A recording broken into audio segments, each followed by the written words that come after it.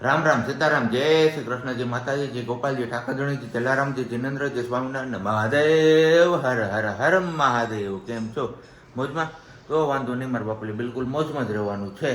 વાગ્યા છે અત્યારે 7:07:10 એટલે કે 7:45 5ની વાર છે ને. બસ હવે નાહી ધોઈને ફ્રેશ થઈ ગયા છીએ અને થોડોક પ્રોબ્લેમ થયો હતો એટલે આપણે નાઇટ ડ્રેસ પહેર્યો હતો, પણ હવે જોઈએ છે પ્રોબ્લેમ સોલ્વ થઈ જશે, કારણ કે અચાનક નહીતર આપણે અત્યારે હમણાં લઈને જવું પડે પ્રજ્ઞાને હોસ્પિટલ, પણ હવે નથી વાંધો એટલો, એટલે કે કંઈ વાંધો નહીં. એઝ યુઝ્યુઅલ આપણે જે રૂટીન મુજબનું જે ચેકઅપ છે એ આવતીકાલે કરાવવાનું છે, તો કીધું હવે આવતીકાલે જ જઈશું. થોડીક રાહત થઈ ગઈ છે અમને, એટલે નહીતર આપણે શું કહેવાય કે ખબર નથી પડતી મને. કંઈ વાંધો નહીં, ચલો ગુડ મોર્નિંગ, જય શ્રી કૃષ્ણ. ગુડ મોર્નિંગ, જય શ્રી કૃષ્ણ. બસ તમે બધા લોકો પ્રે કરો કે આપણે પાર ઉતરી જાય, બરોબર ને વાલી? જો એમની હાલ ઉપરથી તમને ખબર પડતી જ હશે કે પગમાં જે છે ને દુખાવો પાછો આજે થયો છે ચાલુ. એટલે આની પહેલાં પણ થયો હતો ત્યારે ઘણા બધા લોકોએ કમેન્ટ કરીને કીધું હતું કે ભાઈ રાંધે રહી ગયો હોય ને એવું ઘણું બધું કીધું હતું. તો એ થોડાક દિવસ દુખ્યો તો પછી પાછું મટી ગયો હતો ને આજે એટલે કે ગઈકાલ રાતથી પાછું શરૂ થયું છે, એટલે હવે ખબર નથી પડતી કે આમાં શું કરવું શું ના કરવું. એટલે કીધું કે ચલો કાંઈ વાંધો નહીં, ગઈકાલે એટલે કે આવતીકાલે બતાવવાનું છે આપણે હોસ્પિટલ, એની બદલે આજે જતા આવીએ તો થોડીક વાર એમને પગની આમ મૂવમેન્ટ કરાવી ને તો કે સારું છે, એટલે આજે નથી જવું. તો કંઈ વાંધો નહીં, હવે અહીંયા મમ્મી પાસે આપણે જય શ્રી કૃષ્ણ કરતા આવીએ અને ચા પાણી નાસ્તાની શું તૈયારી છે એ જોઈ લઈએ. ગુડ મોર્નિંગ, જય શ્રી કૃષ્ણ. જય શ્રી કૃષ્ણ બતાવીને.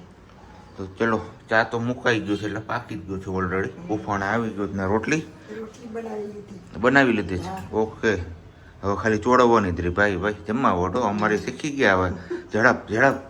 અને બાકી વાતાવરણ કંઈક થોડુંક ઠંડુ લાગે છે એવું, કારણ નહીંતર તો સવારમાં જ આમ ગરમીથી આમ કહીએ ને ત્રાહી મામ પોકારી ઉકીએ એવી ગરમી થઈ ગઈ હતી. પણ આજની હીટવેવની આગાહી છે, હવે જોઈએ છીએ બપોરે 12 વાગ્યાની આસપાસ કેટલું તાપમાન રહે છે. અને જ્યારે તમે લોકો આ વિડીયો જોતા હોય ત્યારે તમે પણ જણાવજો કમેન્ટ્સ કરીને કે તમારા ગામમાં કેટલું તાપમાન છે. અત્યારે હવે ઓલરેડી 10 વાગવા આવ્યા છે અને તમને લોકોને કીધું હતું કે ભાઈ જરૂર નહીં પડે હોસ્પિટલ જવાની, પણ એ ક્લિપ પૂરી કરી અને પાછો થોડોક પ્રોબ્લેમ વધી ગયો, એટલે કીધું ચલો હવે આજે આપણે છે ને હોસ્પિટલ જતા જ આવીએ. આપણે માથું નથી મારી રાખવું, આવતીકાલના દિવસની રાહ નથી જોવી. એટલે બસ તો હોસ્પિટલ જવાની તૈયારી કરી લીધી. ચા પાણી પણ મૂકી દીધા છે, ચા પાણી પી અને સીધા જઈએ છીએ હોસ્પિટલ. અને હોસ્પિટલ શું કહે છે એ પણ તમને વિડીયોમાં શેર કરી દઈશ. અને બાકી આજે મમ્મીની તબિયત પણ થોડીક નરમ ગરમ છે, એટલે હવે ખબર નહીં શું થશે, કેવી રીતે થશે આ આગળ બધું. તમે બધા લોકો બસ પ્રે કરો કે ઝડપથી આમ વાતાવરણ બધું નોર્મલ થઈ જાય, જે પહેલાં જેવું હતું ને એવું. ચલો, સવારમાં સાબજીએ કીધું હતું કે મેડમજીને કાલ રાતથી પગમાં તકલીફ થઈ ગઈ હતી, તો ચેકઅપ માટે કાલે જવાનું હતું, પણ પછી પહેલાં ના પાડી કે નથી જવું. પછી પાછું ચાલવામાં પ્રોબ્લેમ થતો હતો, કીધું જઈ આવીએ જ. તો બીજું કાંઈ નથી, પણ જે કીધું એ જ કે સ્નાયુનો દુખાવો છે ને એમાં અત્યારે આપણે કંઈ કરી શકીએ નહીં, આ ટાઈમમાં એ બધું તો રહે જ, એવું કીધું છે ડૉક્ટરે. અને બાકી બસ ચેકઅપ કરીને આવી ગયા, પછી જમીને સૂઈ ગયા. બપોરે મોડું થઈ ગયું હતું આવવામાં, એટલે લેટ થઈ ગયા હતા. અને કદાચ સાબજીએ કહી જ દીધું હશે આ બધું, છતાં હું બીજી વાર રિપીટ કરું છું એવું લાગે છે મને, કેમ કે એમણે એક ક્લિપ કરી છે પણ મને ખબર નથી, હું સૂતી હતી તો એમને શું બતાવ્યું છે. અને મમ્મી અહીંયા પર કરતા હતા કેરીના કટકા, જો સ્ટોર કરવા માટે. કેમ મમ્મી? ફ્રીજમાં ભરવાના છે આપણે કટકા, કેમ કે ડબલ ડોરનું ફ્રીજ છે ને, અત્યારે આપણે એટલી કેરી ખાઈ શકતા નથી. સ્પેશિયલી હું તો કેરી નથી ખવાતી, તો કીધું થોડીક સ્ટોર કરીને રાખી દઈએ, પછી સિઝન વગરમાં પણ આપણે રશ કરીને ખાઈ શકીએ. એટલે હવે જે ફ્રીઝરમાં પડ્યું છે ચીઝ પનીર ને એવું બધું ખાલી કરશું અને ધીમે ધીમે એમાં કેરી ભરાતી જાય. સાચું કીધું ને મમ્મી? હવે ધીમે ધીમે પછી કેરીનો સ્ટોર થતો જાય. કોથળી લાવ્યા જ ધવલ કે નથી લાવ્યા? ક્યાં? જો રહી એ વાળી બેગ છે, આ જીપલોક વાળી બેગ આવે ને, આ જ બેગમાં આપણે કેરી ભરવાની છે. અને પાછી આ વખતે પણ પૂછો, ચીકુ વખતે પૂછ્યું હતું કે જીપલોક વાળી બેગ તમે ક્યાંથી લીધી હતી, તો આ વખતે પૂછો એ પહેલાં જ હું તમને આન્સર આપી દઉં. માર્કેટમાં ઘનશ્યામ કરીને દુકાન છે, એ ત્યાંથી બાજુમાં જ છે એક પ્લાસ્ટિકની શોપ, ત્યાં મળી રહી છે આરામથી. કરિયાણાની બાજુમાં કે એવું કંઈક જ છે, મને ખબર નથી, હું જતી નથી લેવા, પણ બધાએ એવું કીધું છે જેમને મેં પૂછ્યું તો મગાવી હતી ને એમ. અને આ વખતે તો ધવલ લાવ્યા છે, તો બસ તમારે કોઈને લેવી હોય તો ત્યાં મળી જશે ને, બાકી વાત તો લગભગ બધી જગ્યાએ મળતી જ હોય, એટલે એવું કંઈ જણાવવાનું હોતું નથી. ચલો મળીએ હવે પછી પાછા આગળ. તો અત્યારે વાગવા આવ્યા છે 6:45 અને બસ હવે આ રૂમની બહાર જવાનું મન નથી થતું, કારણ કે આજે જેવું લાગતું નથી બહાર. એ તો નથી જ લાગતું, વાત જ એવી છે. આટો મળી એવી ને તું, અને એમાં એક મને એ ખબર પડી કાશું કાયકું તે ઈ. મેં હમણાં આમાં આજના જે વિડીયો હોય ને એની ક્લિપો જોતો હતો, એમાં તું બોલી અત્યારે હમણાં અત્યારે આ જે વિડીયો હાલે ને એની આગળની ક્લિપમાં તમે કદાચ સાંભળ્યું હોય છે, જો ધ્યાન દઈને સાંભળ્યું હોય તો સાહેબજીએ તમારી યારે દવાખાનાની વાત શેર કરી છે કે હું તો એ શેર નહોતી કરી, હું તો બપોર ઉઠીને નાવા આવ્યો ગયો હતો ને આને બાપી માર્યું, એને કઈ જોયું કોઈ હોય છે નહીં. તો મને થોડી ખબર, મેં કીધું તમે કેમ મારો ફોન માંગ્યો તો તમે કે ફોન દે, તમે કીધું ફોન લઈ ગયા તેને ક્લિપ કરવી છે, મેં કીધું એને ક્લિપ શેર કરી છે. કઈ વાંધો નહીં, હાલો તો હવે આપણે સવારે દવાખાને ગયા હતા ને, દવાખાનેથી આવીને પછી થોડુંક લેટ થઈ ગયું હતું, એટલે ખાઈ પીને હુવે ગયા હતા ને હુઈને ઉઠીને પછી સીધું આ પ્રગટ થઈ ગઈ હતી તમારી સામે, અને હું થોડોક એ પ્રગટ થઈ ત્યારે થોડોક બજારના કામ કરવા ગયો હતો, એટલે કે દૂધ ને એવું બધું લેવા માટે ગયો હતો. અહીંયા અમારા બાજુમાં જે તબેલો છે, બહુ મસ્ત મજાનું ચોખ્ખું દૂધ આવે છે ભેંસનું, 70 રૂપિયા ભાવ છે, પણ ભેળસેળ વિનાનું, એકદમ પાણી વિનાનું. ચા કરવામાં ધવલ કે કોથળીનું નથી લેવું, અને એની જગ્યાએ આપણે ઈ દૂધ લેતા જાય ને એની ચા કરતા જાય, પાવડર વાળા દૂધની ચા કે કોથળી વાળી દૂધની નથી પીવી. તો મેં કીધું કાંઈ વાંધો નહીં, કઈ નહીં, દવાખાને ગયા હતા સવારે તો બધું નોર્મલ છે, કઈ વાંધો નથી. અને અત્યારે કેમ છે હવે તારા પગમાં? બસ પગમાં સારું છે, નથી વાંધો કઈ. ડોક્ટરે કીધું છે કે ભાઈ રેસ્ટ કરો બને એટલો, અને ઊભું થવામાં ને એમાં થોડુંક ધ્યાન રાખો, એટલે કે કઈ પ્રોબ્લેમ નહીં. ચેન્જ કરવામાં કે થોડુંક ધ્યાન રાખવાનું, વધારે કેરફુલી પોઝિશન ચેન્જ કરવાની, અને સ્નાયુનો જે દુખાવો છે મમ્મી લોકો બધા કહેતા હતા ને એજ વાળો, આમાંથી પણ બધાએ કીધું હતું, તમારામાંથી ઘણા બધા લોકોએ કીધું હતું કે આ જ હોય અત્યારે, એમાં તમારે ગભરાવાની જરૂર નથી. રાંધે રહી ગયો તો બસ એ જ હતું, રાંધે જ રહી ગયો છે પગ, એના લીધે દુખે છે, પણ કાંઈ વાંધો નહીં, સહન કરી લઈશું. કેમ સાબજી? હો જવાનું તો કાલે ચેકઅપમાં ને જઈએ આજે પણ ગઈકાલ રાતથી થોડોક પ્રોબ્લેમ ક્રિએટ થયો હતો, એટલે કીધું ચલો હવે આપણે એક દિવસે રાહ નથી જોઈ, આજે જતા રહીએ, એક દિવસ અગાઉ જતા રહીએ, તેમાં શું પ્રોબ્લેમ છે. બાબતમાં એ ડોક્ટરને કીધું તો એમણે બી જ કીધું કે આવી બાબતમાં વધારે માથું નહીં મારી રાખવાનું.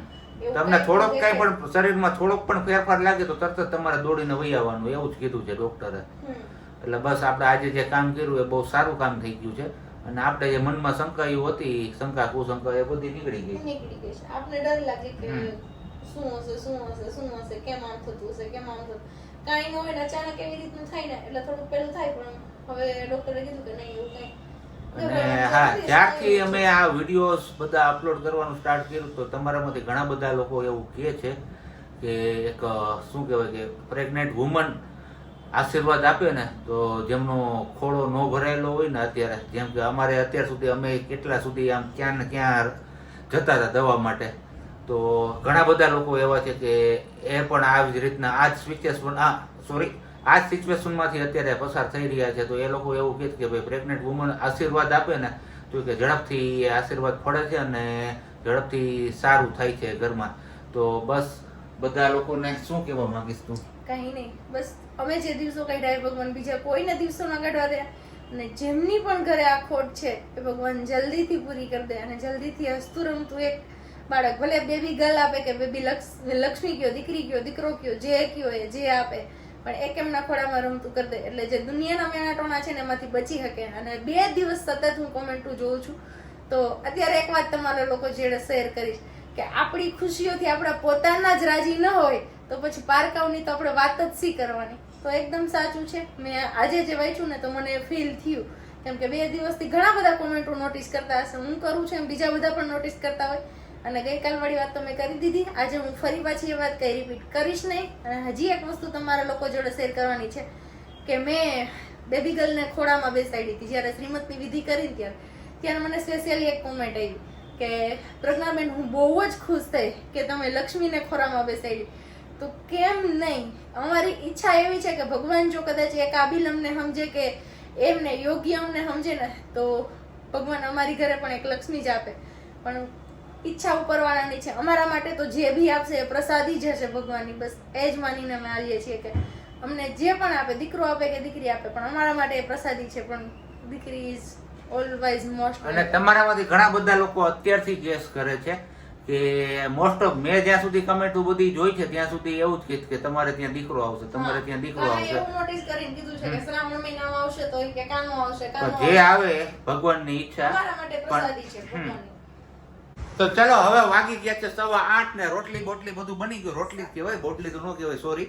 અને અહીંયા અમારે છે ને પરસેવે રેબઝેબ થઈ ગયા છે મમ્મી હાવ જોઈ લે. અને શું કે તું મમ્મી કહે છે કે મેં રોટલી વધારે કરીશ, મારે સવારમાં છાસ્યું શાક ખાવું છે. સવારને પોરમાં છાસ્યું શાક? છાસ્યું શાક ખાવું સવારમાં કેમ ભાવે ઈ? મને દીએ નથી ભાવતું તો સવારમાં તો ક્યાંથી મારે ખાવું? હે છે. મમ્મીને તો ભાવે, આપણે તો દિવસે ખાઈ લે પછી બધું ભાવવા માંડે. એવું છે. ન ભાવતું હોય ને એ પણ ખવડાવવાનું. અને તે હમણાં કોની યારે વાત કરી? મીરા દીદી. મીરા દીદી ને શું નામ હતું? હું એ દીદીનું નામ મને નથી ખબર હો, ભૂલાઈ ગયું. એલા સોરી, મીરા દીદી જ એક હતી. હતું જોઈ લો. સિંહ રાશિ હતી એની બેબીનું નામ મૈત્રી હતું. એ મને સ્પેશિયલી ગમી.